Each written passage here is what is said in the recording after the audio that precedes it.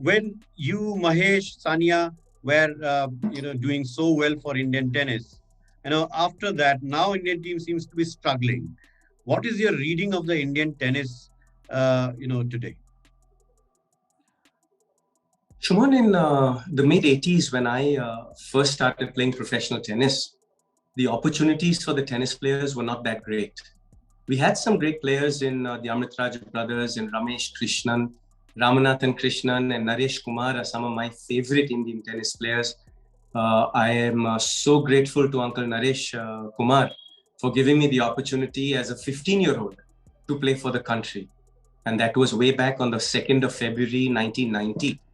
And that opportunity was so invaluable. It was so amazing because as a 15-year-old, I never expected to play for the country. But now 30 years later, sitting here with the world record of the most number of wins in Davis Cup, it's been a long road, Shuman.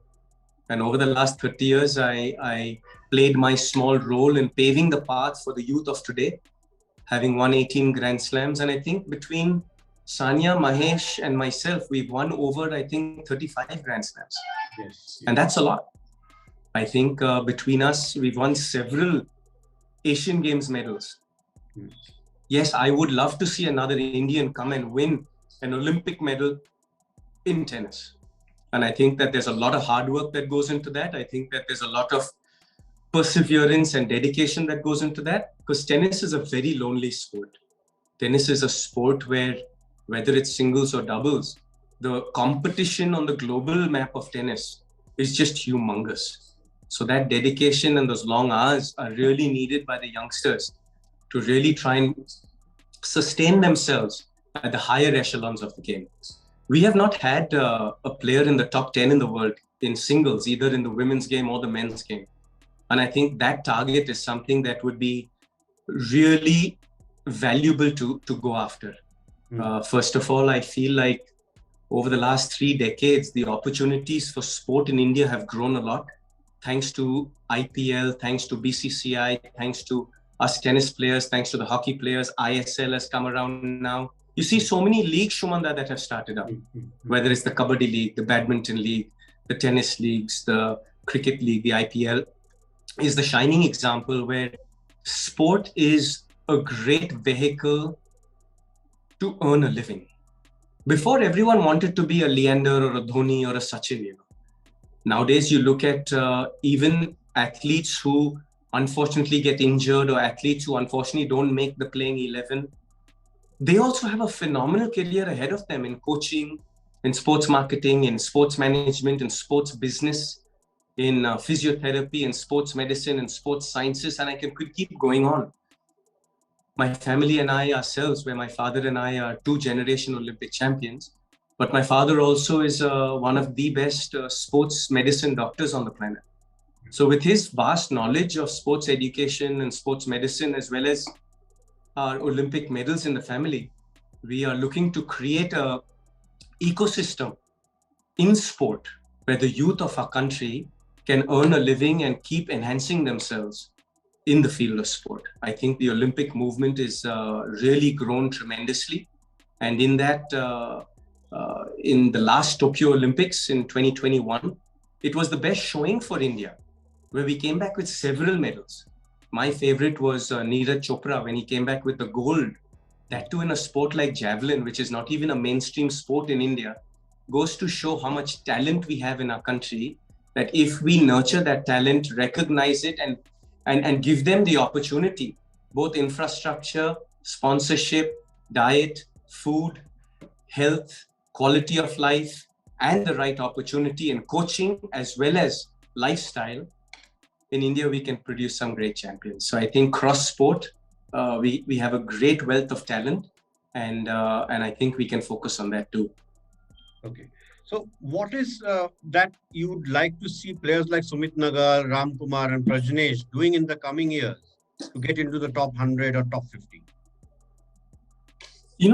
I feel that Prajnesh Gunaswaran and Sumit Nagal were both in the top 75 of the world.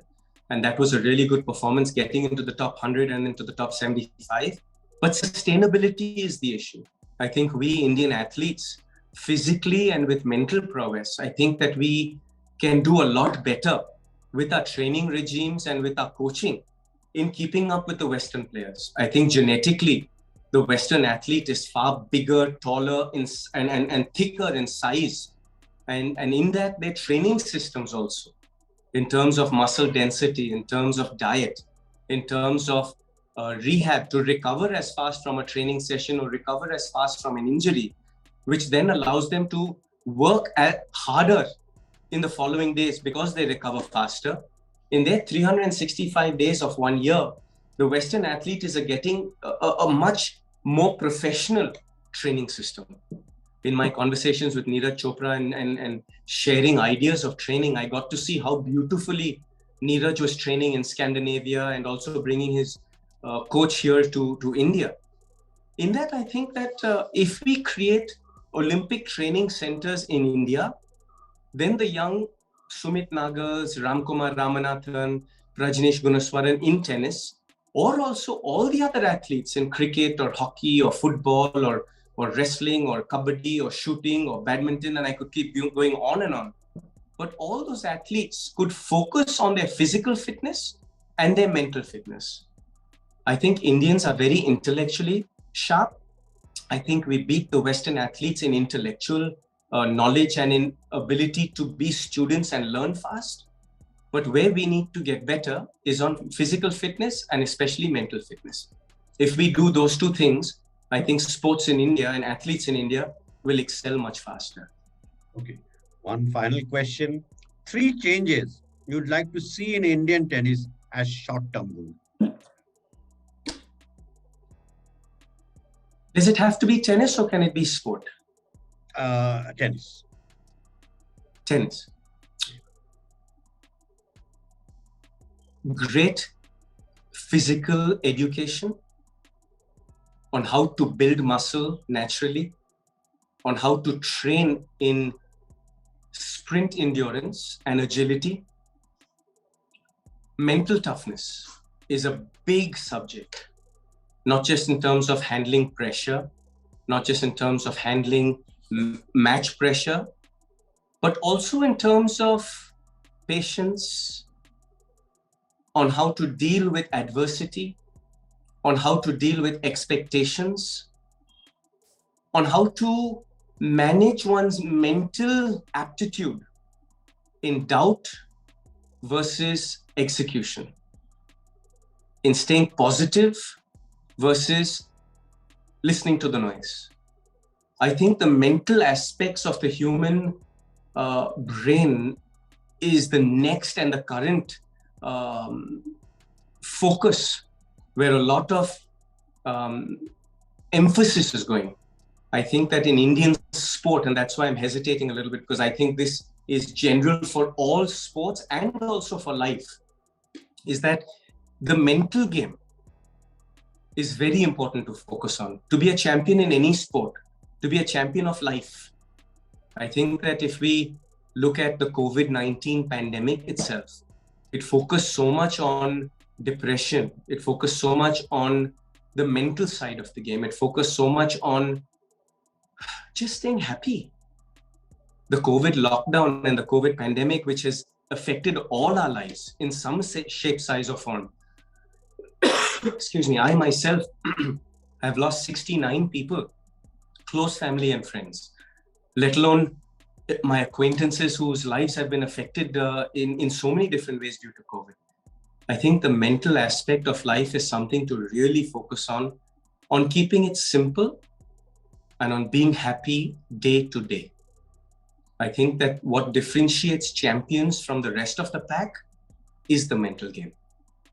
So to answer your specific question, whether it's tennis or sport or life, the mental game is the difference between victory and failure. On that note, thank you so much, Leander. It has been a wonderful interview, and you spoke your heart out on politics and on sports as well. I wish you all the best for your second innings. Just one final thing. Have you completely retired from the first innings, or you plan to come back on some day, tennis racket again? I mean, does that still tempt you? Shuman, I was right in the middle of my one last roar final season on the tennis tour. I had a grand farewell in Australia at the Australian Open on centre court on Rod Laver Arena, a packed stadium and a wonderful send-off there. So I'm very grateful to Craig Tiley and the Tennis Australia for that. I had a wonderful send-off in India in my last tennis tournament in Bangalore and Pune. Very grateful to the All India Tennis Association and Sundar Iyer and Sundar Raju sir and Sunil Yajaman for that. I also got a fabulous send-off in Dubai, again at the Aviation Club with my last professional tournament I played there, and a great humble gratitude to the Dubai duty-free tennis tournament. But to answer your question, my one last row season came to an abrupt halt with my last Davis Cup match in Croatia, where India got the world record after that victory. And I haven't played tennis professionally since. So as of now, I've just put it on the back burner because I've got a huge responsibility in the second innings. I haven't really addressed the finale of my tennis career yet because we're still playing under a bubble. We're still playing in altered conditions, and that is not attractive to me to go to tournaments and play in a bubble or in altered conditions. But when the time is right, I'm sure I will address that. As of now, it's about serving the people, especially serving the people of Goa here now in my first innings, in this new career of governance, and at the same time to do my fellow brothers and sisters of India proud over the next decade or two in doing some good governance to better their lives. So I'm very grateful to this opportunity. I humbly thank the TMC party and Derek O'Brien and Abhishek Banerjee and also our leader, Mamta Banerjee. She's a great inspiration to me. And in this, just as we're coming into the holiday seasons, I'd like to wish all our Indians out there happy holidays. And I look forward to visiting you all city by city as I go. And in Goa here, as I go door to door to make a difference and understand what people need and what issues they have. It's been a real treat and a real humbling experience. So thank you so much for having me on your show, Shuman. Thank you so much. Thank you so much. Thanks.